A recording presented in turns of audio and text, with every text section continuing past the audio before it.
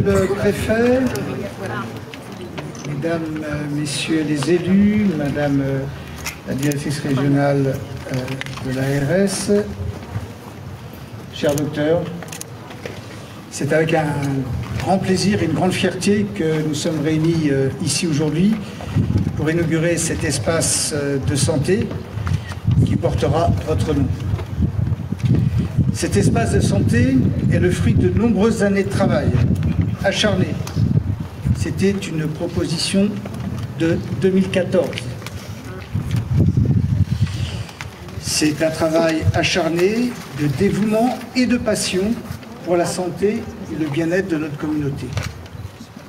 Il est le résultat de nombreux partenariats, notamment la région, le conseil départemental, l'ARS, bien évidemment l'État dans toutes ces structures, que je remercie par leur présence et leur soutien dans la mise en œuvre de cet équipement. Il va permettre à nos concitoyens d'avoir accès à des soins de qualité à proximité de chez eux.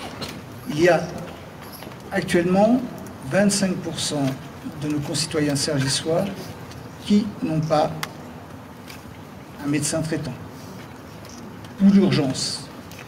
Cette urgence n'est pas propre à Cergy, elle est propre à Cergy-Pontoise, à l'Île-de-France et à toute la France. C'est un enjeu essentiel où la collectivité et ceux qui nous accompagnent vont essayer, dans une moindre mesure, de pouvoir pallier à cette situation catastrophique. Je le dis toujours, la santé est un bien commun. Ce bien commun, il est de la responsabilité de l'État. Cet espace de santé, comme vous le savez, eh bien, est une équipe pluridisciplinaire de professionnels de la santé qui seront compétents et dévoués dans ce nouveau modèle. Nous sommes convaincus que ce lieu va améliorer la qualité de vie des Cergissois, mais permettez-moi de le dire, je pense de tous ceux qui viendront, même s'ils ne sont pas Cergissois, puisque la santé est offerte quelque part à tous. Cet équipement d'une telle ampleur ne pouvait que porter le nom d'un grand docteur, le docteur Mukwege, héros national et symbole d'espoir. Il consacre sa vie à la lutte contre les violences sexuelles et les mutations génitales féminines. Il a sauvé la vie de milliers de femmes et de filles et a rétabli leur dignité et leur intégrité physique. Symbole fort de la lutte contre les violences faites aux femmes, prix Nobel de la paix, prix Sakharov, prix Olof Palme, prix des droits de l'homme des Nations Unies, prix de la Fondation Clinton, et j'en oublie certainement. Tel est votre palmarès reconnu internationalement. Par vos paroles et par vos actes, vous incarnez sans doute ce que l'humanité a de meilleur. Vous êtes une des consciences, un des bienfaiteurs. À l'issue de cette inauguration, et pour la première fois, nous vous remettrons la médaille de citoyen d'honneur de la ville de Cergy. En vous remettant cette distinction, c'est évidemment vous que nous honorons comme citoyen d'honneur de notre ville, car votre engagement nous inspire et nous oblige. Vous avez su, vous vous êtes démarqué de par votre engagement, par vos combats, dont nous sommes fiers, et nous sommes convaincus que cet espace de santé paramédical, paramunicipal, se généralisera partout en France. C'est un modèle. L'expérimentation sociale a toujours été le cœur de développement de cette ville et nous continuons à le faire.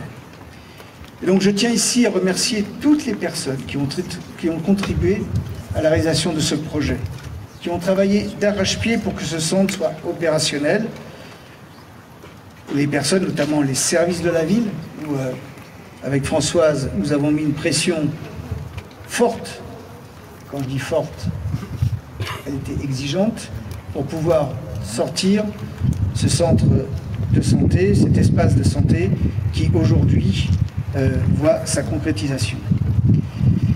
Je remercie bien sûr tous les partenaires, toutes les associations et bien sûr tout le personnel médical, tout le personnel soignant qui viendra progressivement ici faire que la désertification médicale soit amoindrie sur notre territoire. Je vous remercie.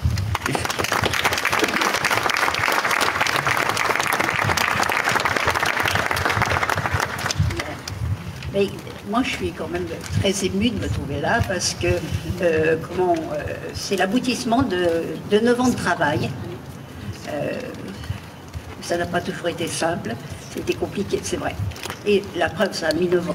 Donc, c'est vrai que c'est un projet, comme l'a dit Jean-Paul tout à l'heure, qui a commencé en 2014, au moment des municipales de 2014, nous avions une liste Front de Gauche, et on a eu cette idée de centre de santé, parce qu'on savait très bien qu'il y avait toute une partie de la population qui n'avait pas accès aux soins. Et pas accès aux soins à l'époque parce que, justement, pour des problèmes financiers. On n'avait pas, à cette époque-là, cette idée de désertification médicale qu'on a pris après, en pleine figure, si je veux dire. Et donc, voilà, donc on a quand même consulté plusieurs personnes et tout. C'est vrai que c'était une bonne idée. Et donc, on a rejoint l'équipe municipale. J'ai été adjointe à la santé. Et c'est vrai que pour ce projet, je vais dire une chose quand même, Jean-Paul, tu n'as pas sauté de joie. Hein. Et c'était tout à fait compréhensible. Hein, parce que tout simplement, on avait rencontré le docteur Loyer, qui était le docteur à l'époque coordinateur du centre de santé de Beson, et il nous disait qu'il était satisfait parce qu'il était passé de 700 000 € de déficit à 500 000. Alors évidemment, proposer à un maire un équipement qui prend tous les ans 500 000 € de déficit, voilà, ben oui, on comprend. Donc il fallait trouver une autre solution. Donc, ben voilà, on a cherché, je ne sais pas, il y a un moment donné quelqu'un qui a eu l'idée, on va déléguer la gestion. Parce qu'en fait, c'est vrai que nous, dans les mairies, c'est pas notre travail, la santé, on ne sait pas faire. Et donc, on a consulté, on a quand même pas mal de personnes possibles, et notre choix s'est porté sur les personnes que vous avez vues tout à l'heure, Marisol Massé et Emmanuel Quentin. Marisol Massé qui est maintenant la directrice du centre de santé. Et on s'est bien entendu tout de suite. On a senti que voilà, on allait bien, ça allait bien fonctionner. Donc en 2016, on a fait un diagnostic d'offres de soins sur le territoire. Et alors là, la désertification médicale, elle nous a sauté quand même à la vue. Parce que là, on s'est rendu compte que vraiment, on était très mal parti là-dessus. Et donc, non seulement ce centre de santé était nécessaire pour permettre aux gens d'accéder à des soins abordables au niveau financier, mais en plus accéder à des soins tout court, parce que de plus en plus, ça va être de plus en plus difficile. En 2018, on a fait un diagnostic d'offres de soins, et là, on a quand même eu, c'était quand même très, très intéressant de voir qu'il y avait quand même, en particulier les femmes, qui avaient un vrai problème de santé. Donc, ensuite, on a donc décidé, le maire, ensuite, après avoir quand même, qui n'a pas senti de joie, mais à un moment donné, quand même, après, je dois reconnaître que le soutien a été vraiment sans faille. Il s'est engagé totalement dans le projet. Et donc, on a ce résultat-là, c'est-à-dire que là, c'était après le business plan. mais oui, bien sûr. Et ben, tu as décidé qu'on allait acheter le rez-de-chaussée de cet immeuble. Ça nous a quand même coûté très cher. Et merci aussi aux financeurs qui nous ont aidés. Hein. Et donc, de cet espace, donc, vous avez bien vu, d'un côté de l'espace centre de santé, de l'autre côté, maison de prévention santé. Voilà, je voudrais... Et on a aussi, il est géré d'une manière inhabituelle, enfin pas tellement, mais quand même, c'est-à-dire que c'est une loi, c'est une association loi 1901, et comment les membres du conseil d'administration sont les membres les gestionnaires, sont des élus de Cergy. Nous sommes deux de l'équipe municipale, plus un élu de l'opposition.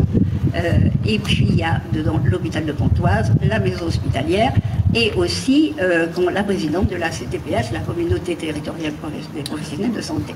Voilà, donc Madame Tortugé. Et ce qui est médecin libéral. Parce que de toute façon, c'est pas quelque chose qui est contre la médecine libérale, c'est tout simplement quelque chose d'autre, c'est tout. Et donc, donc après avoir fait ça, je n'ai plus grand-chose à dire. J'ai juste quelque chose à dire, c'est moi je remercie énormément les agents qui sont investis dans ce projet. Je voudrais remercier Jafar Lacrousse, je ne sais pas s'il est là, Isabelle Ducoédic, Guillaume Dolan et Mélissa Mailleux. Je veux dire qu'il y a des moments, si j'ai eu des doutes, leur engagement, ça m'a toujours redonné la pêche. Et donc vraiment un grand merci à eux.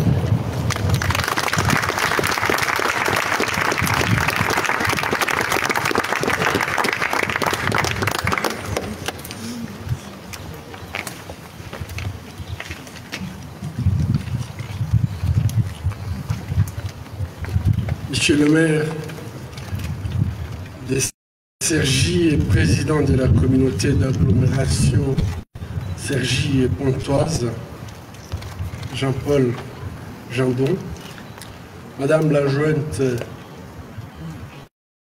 déléguée à l'égalité, aux droits des femmes et à la lutte contre la discrimination, Madame Awa Fofana, Madame la jointe au maire délégué à la santé,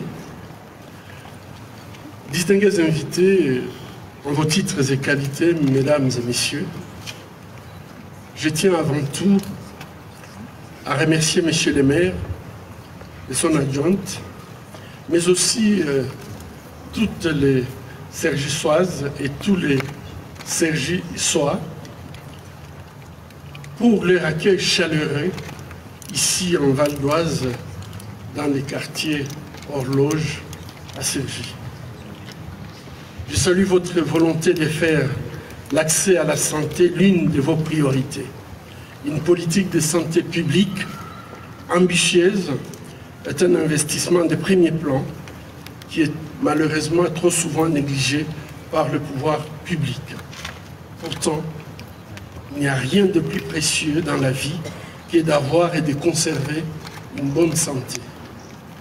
Si un jour on est malade, c'est à ce moment-là qu'on se rend compte à quel point être en bonne santé, c'est en fait une des richesses qu'il faut toujours préserver. Ainsi, l'engagement du maire de Cergy de construire un centre de santé municipal et d'étoffer l'offre de santé dans les différents quartiers de la ville pour combler les difficultés d'accès aux soins et favoriser la prévention et la promotion de la santé contribuera certainement au bien-être des habitants et la prospérité de cette ville. C'est dans ce contexte que je suis heureux d'être présent à cette inauguration et je suis très touché de voir mon nom associé à cet espace santé qui s'est ouvert le mois dernier, en date du 10 mai, pour participer à la lutte contre la désertification médicale. Je gage que l'espace santé d'Ennis-Montpellier, composé de 2 entités, un centre de santé pluridisciplinaire et la maison prévention santé, permettra non seulement de lutter contre la désertification médicale, mais aussi d'offrir des soins de qualité et accessibles à tous. En outre, nous aspirons à ce qu'un partenariat se noue entre l'espace santé d'Ennis-Montpellier et l'hôpital de Panzi. Ici, je suis très heureux d'être avec Madame la présidente des APO, avec laquelle nous travaillons déjà, donc Cergy, Pontoise par sa population, nous sommes déjà en coopération. Nous gageons que l'ouverture de ces centres envoie un signal fort en faveur de la promotion des droits des femmes et de jeunes filles et de la lutte contre les violences faites aux femmes, qui est le combat de tous les jours de l'ensemble de mon personnel et qui fait aussi partie des priorités du maire et de l'adjointe dans votre ville. Mesdames et messieurs, pour finir, je souhaite adresser un message d'encouragement à l'attention des médecins et du personnel du centre de santé et la maison de prévention santé. Notre travail est dur, nos journées sont longues, nous sommes bien souvent confrontés à des situations très difficiles, mais notre métier est crucial, même vital dans la société, car chaque vie sauvée mérite tous les sacrifices que nous faisons tous les jours. Merci aux autorités de la ville pour leur impulsion politique au service de la santé pour tous, et merci aux médecins et au personnel qui dédient leur vie pour le bien-être des autres et de la collectivité. Bon travail à chacune et à chacun d'entre vous. Merci.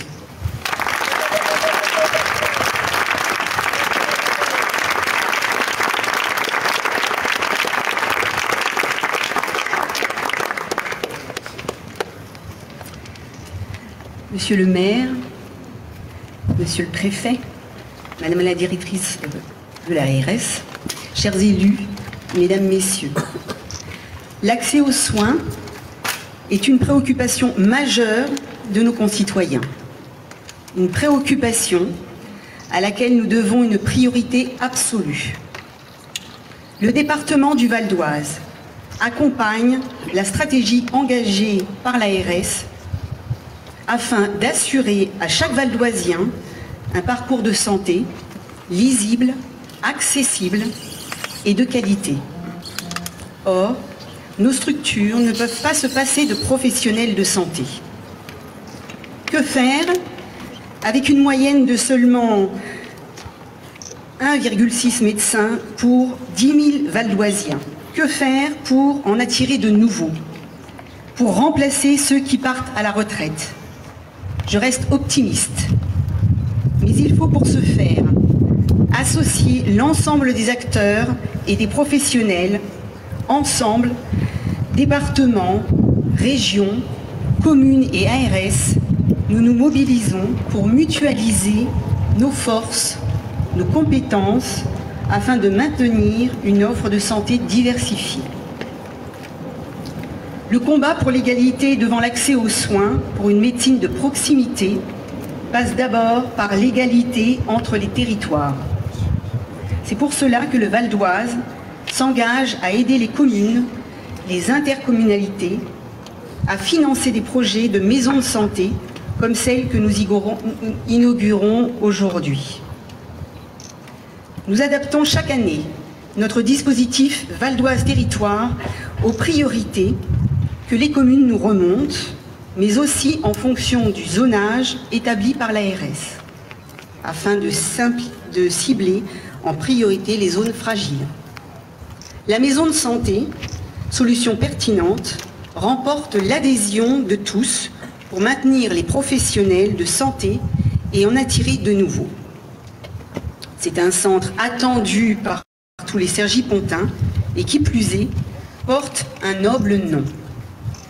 Cher docteur Denis Mukwege, vous êtes un symbole fort de la lutte contre les violences faites aux femmes. Nombreux sont les honneurs qui vous ont été rendus. Ils sont à la hauteur de votre engagement et de vos actions salvatrices menées avec courage et détermination en République dominicaine du Congo. Démocratique. Démocratique, excusez-moi. Auprès des victimes de guerre. Bon, moi je vous fais rire. RDC, auprès des victimes de guerre, des mutilations, des viols. C'est un symbole fort que d'apposer votre nom sur ce centre médical. C'est aussi un formidable symbole d'espoir. C'est un honneur de vous recevoir en Val d'Oise. Je veux, mesdames, messieurs, au nom du département du Val d'Oise, remercier l'ensemble des acteurs qui ont permis à ce beau projet de voir le jour. Merci aussi aux professionnels de santé qui ont fait le choix de cet établissement, qui ont fait le choix de Cergy. Merci à tous.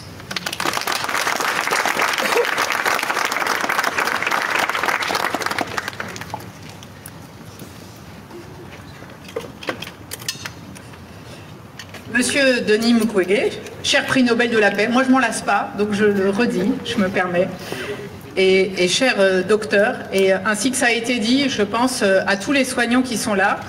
Honnêtement, moi, c'est d'abord à eux que je pense, parce qu'effectivement, on en a beaucoup besoin.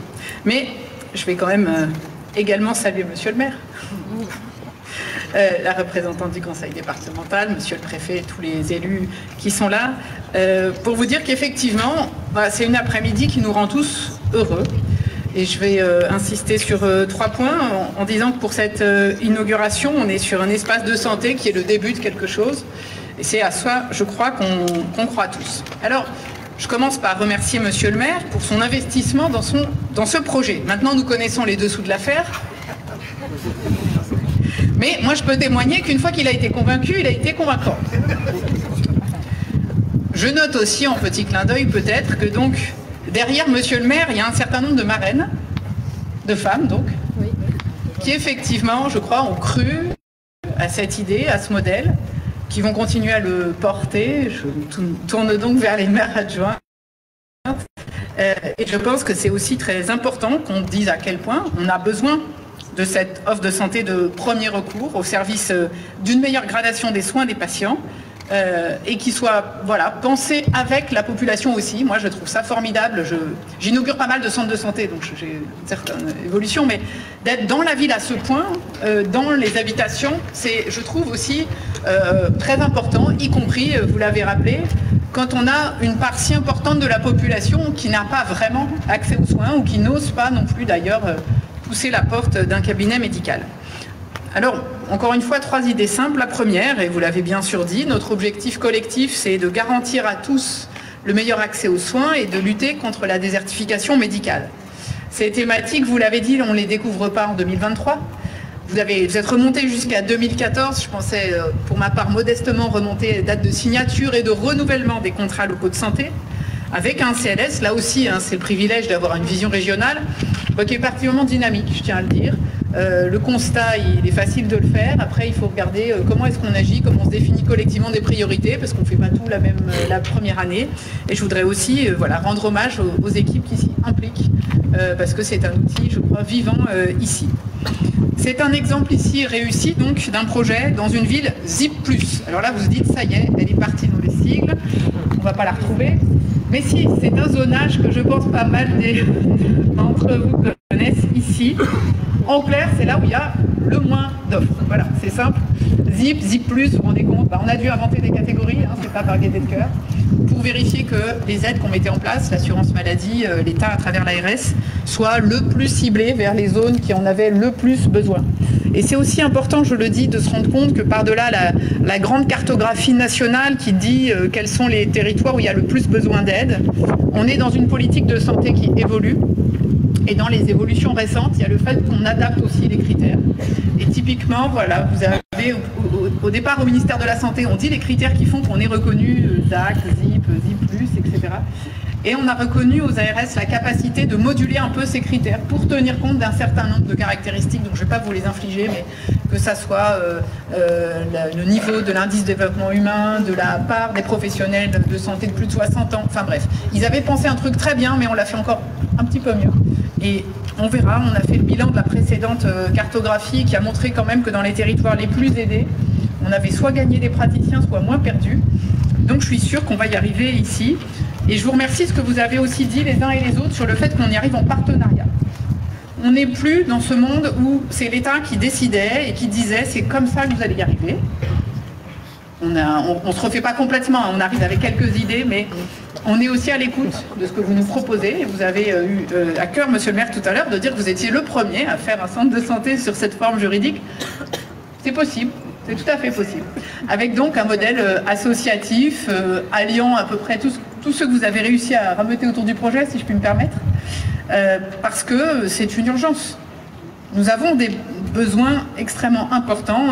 Je pense qu'ici, vous connaissez tous mieux que moi, donc je ne vais pas faire semblant de décrire les caractéristiques de la population, mais voilà, une population jeune, donc qui vieillit, une population qui n'a pas forcément tous les réflexes de santé, ou qui n'ose pas, ou qui pense que ça va être trop cher.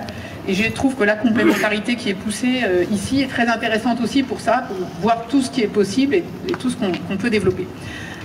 Voilà notre objectif, et vous me le demandiez justement, qu'est-ce qu'on cherche à faire? On cherche à trouver plusieurs solutions, il n'y en a pas une seule.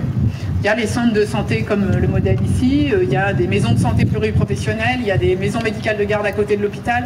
L'objectif, c'est aussi qu'on puisse répondre aux besoins de la population d'abord, mais aussi aux modalités que les professionnels souhaitent pour convaincre qu'on est dans un beau et dynamique territoire qui a des besoins avec différentes offres possibles. Bon, ça a été dit, j'y reviens pas. Oui, nous aussi, nous avons participé à l'investissement immobilier, à la fois au tout début quand même. Alors du coup, j'ai compris que c'était pas vraiment le tout début, mais à un moment qui était près du début pour un peu aider à la conception d'ensemble, et puis un peu plus sérieusement, en tout cas en montant une subvention d'un peu plus de 400 000 € sur l'aide à l'investissement.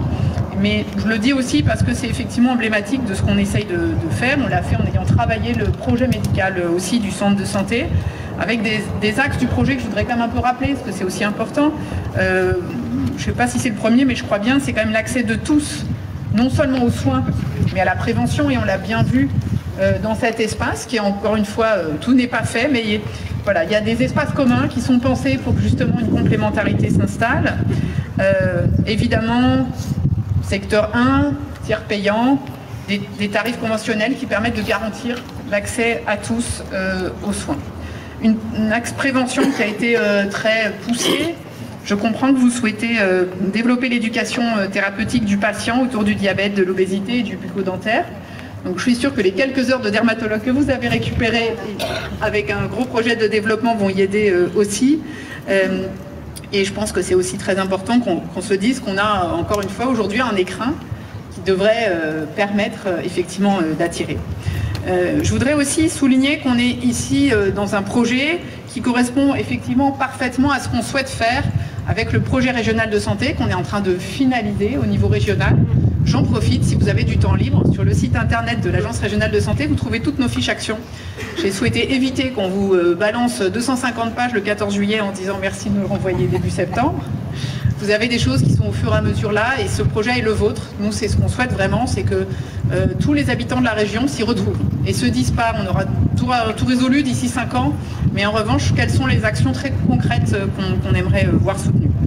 Et donc voilà, on est ici dans un cadre qui permet l'exercice coordonné, l'exercice collectif, qui vise à développer des coordinations entre professionnels, à la fois en interne au centre et puis en externe avec tous les acteurs du territoire qui participent donc à l'association, vous l'avez rappelé, la CPTS, l'hôpital, avec un accent très fort sur la santé publique. Donc dans notre projet régional de santé, quelques mots, on a 6 axes, dont un entièrement nouveau qui est sur les ressources humaines en santé, parce qu'il n'y a pas le choix, voilà, c'est très clair.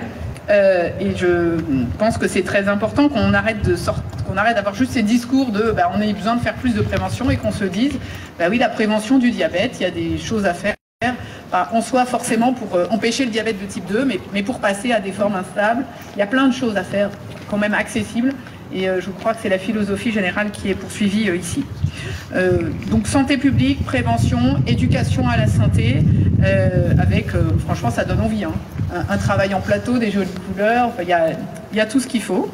Et donc un modèle salarial qui correspond à une partie des aspirations des personnels, et je redis aussi que l'ARS sera là pour vous aider à trouver des candidats. On a commencé, on va continuer, y compris avec des personnes qui pourront avoir envie de venir travailler à temps partiel pour qu'on développe ces partenariats, notamment avec l'hôpital.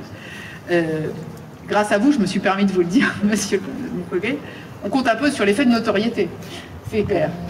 Mais je voudrais aussi dire qu'il n'y a pas besoin en tant que tel, au sens où ici il y a vraiment beaucoup de forces vives. Vous avez fait allusion, je crois, au docteur Tortigé, qui a, je crois, pas pu venir aujourd'hui. Elle a un retentissement national, hein, elle fait quand même des missions avec le ministre. Donc je dis, il faut faire la page de pub de cette ville, de ce territoire, où il y a beaucoup, hein, je crois on peut le dire, voilà, de personnes qui ne sont pas seulement célèbres, ils sont efficaces, ils sont convaincus. Et à chaque fois que je viens en Val d'Oise, je crois que certains pourront témoigner que ça m'arrive quand même quelques fois, je suis frappée de ça.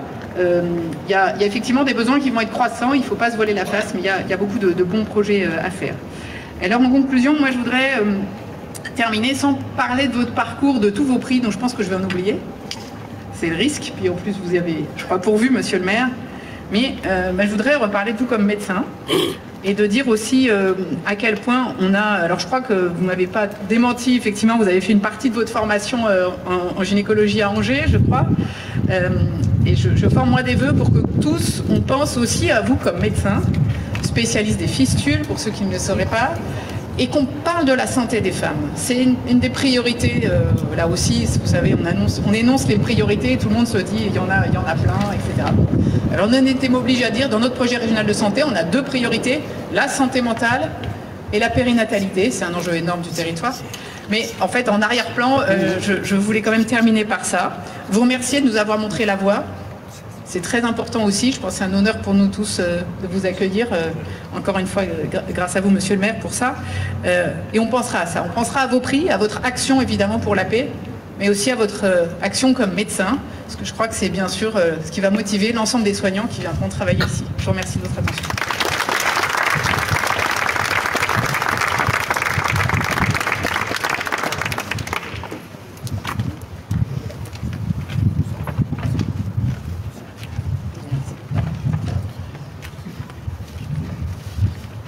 Je suis petite.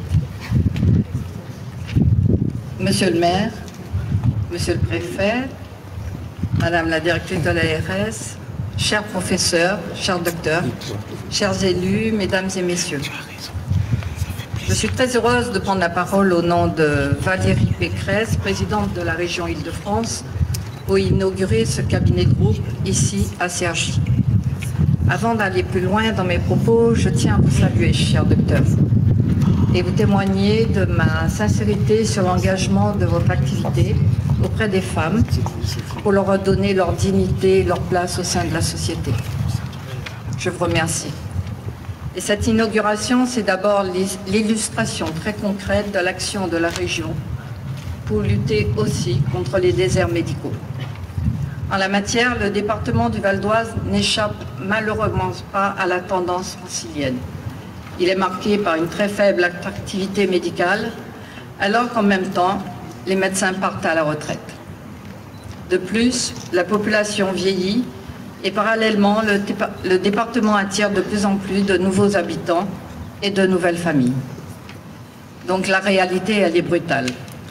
L'étude menée par l'Union régionale des professionnels de santé, des médecins libéraux en 2016, fait état d'une situation préoccupante en matière d'accès aux soins sur la ville de Cergy. C'est justement pour contribuer à mettre un terme à cette spirale infernale que depuis 2016, sous l'impulsion de Valérie Pécresse, la région Île-de-France a développé une politique inédite dans le secteur de la santé, tant par son ampleur que par les moyens mobilisés. Plus de 50 millions d'euros ont été consacrés à cette démarche de lutte contre les déserts médicaux pour développer les structures médicales sur le territoire, tout en attirant et fidélisant les jeunes médecins en zone carencée. Au total, plus de 350 structures médicales ont été soutenues, dont plus de 500 maisons de santé pluridisciplinaires.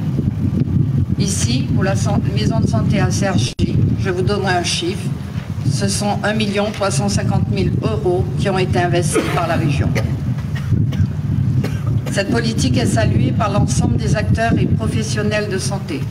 En effet, elle mobilise différents leviers afin de lutter efficacement contre les déserts médicaux, tout en veillant à favoriser la qualité d'exercice des professionnels, là où les besoins sont particulièrement criants en Île-de-France, y compris en direction des plus jeunes.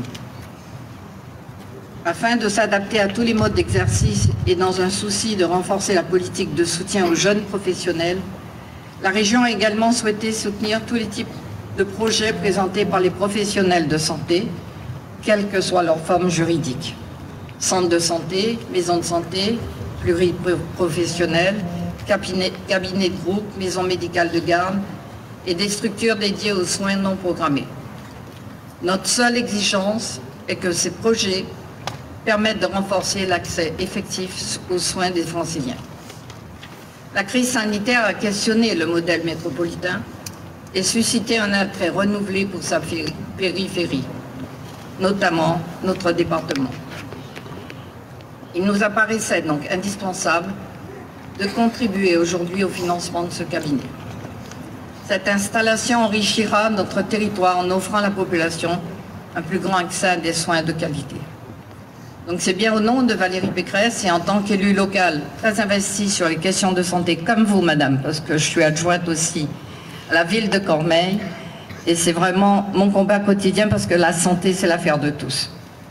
Je suis donc très fière d'assister aujourd'hui à l'inauguration de cet espace de santé. Je vous remercie.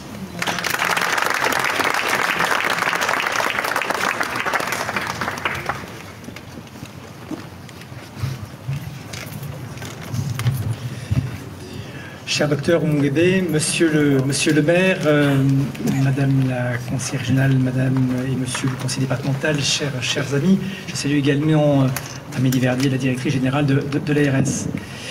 En faisant le choix, monsieur le maire, de donner à cet espace de santé votre nom, docteur, ceux qui vont franchir les portes demain vont bénéficier, au-delà même de la réponse qu'ils attendent en termes de santé, qu'ils soient d'ailleurs praticiens ou qu'ils soient patients, d'un souffle supplémentaire, un souffle qui est tout à la fois fait d'exigence, de fierté et aussi d'humanité. De fierté parce que nous ne laissons pas de le dire cet après-midi, nous sommes très fiers de vous accueillir. Vous qui représentez énormément de choses dans notre monde moderne, à la fois par votre engagement, votre faculté créatrice, d'apporter des réponses aux souffrances que nous connaissons, également parce que vous êtes le témoin, mais aussi le réparateur d'un des conflits les plus durs, les plus inhumains que notre planète ait connus au cours de ce siècle. Et cette fierté, dans ce lieu, on en a plusieurs, puisqu'on l'a dit tout à l'heure avec Amélie, Sergi intéresse beaucoup, il intéresse beaucoup en politique de santé. Et dans ce quartier, qui est un quartier nouveau et jeune, il se passe beaucoup de choses.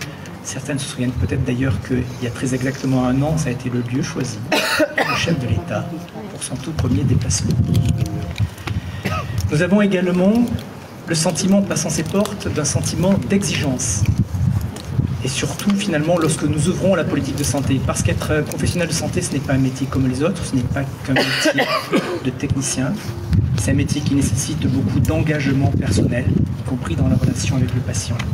Et c'est bien d'ailleurs ce qui caractérise, c'est l'humanité qui caractérise la relation entre le patient et le professionnel de santé, ce colloque singulier, qui fait que lorsque l'on vient dans un endroit ici pour chercher un conseil à la prévention ou des soins, finalement, ce que l'on cherche, c'est quelque chose de plus que réparer son corps, c'est aussi réparer son âme et d'une certaine manière retrouver le moral et la force pour arriver à redevenir en bonne santé. Vous aviez d'ailleurs donné dans votre propos, lorsque vous receviez le prix Nobel, l'exemple d'une jeune femme, elle s'appelait Sarah, qui avait vécu des choses finalement absolument horribles et qui a trouvé la force, parfois même une force plus grande encore que celle des médecins et des infirmiers qui s'occupaient d'elle, a trouvé la force de revivre et elle-même de s'engager au profit des autres femmes victimes de ces violences sexuelles et génitales. Et dans un département comme le nôtre, la politique de santé maladie est essentielle parce que nous sommes un département jeune, on le répète souvent, un département le plus jeune de France métropolitaine, un département qui grandit, et nous sommes évidemment confrontés à des enjeux de démographie médicale. Et pour réussir ces politiques de santé, finalement, on a besoin de trois choses. On a besoin de professionnels, on a besoin d'un système de santé, et puis on a aussi besoin de l'engagement du patient. Le système de santé, c'est celui qui permet aujourd'hui des solutions originales comme celle-ci, qui mixte finalement du financement public, l'action de professionnels, une forme associative pour apporter une réponse à des habitants, pas seulement d'un quartier, puisqu'il est ouvert évidemment à tout le monde, et trouver une réponse à un problème très actuel que nous rencontrons en termes de disponibilité de professionnels de santé. Notre système de santé également, il faut que nous disions, parce qu'il faut regarder au-delà de notre pays, nous devons également en être fiers et le défendre.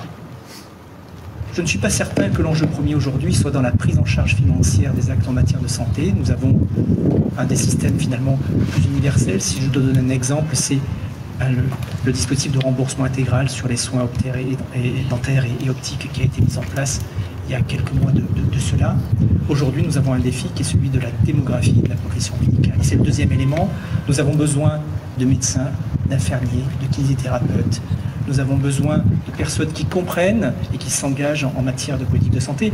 C'est d'ailleurs parfois on entend frémir dans la presse des projets de création du FR de médecine dans le département du Val d'Oise. C'est un vœu que nous portons évidemment tous à bras le corps.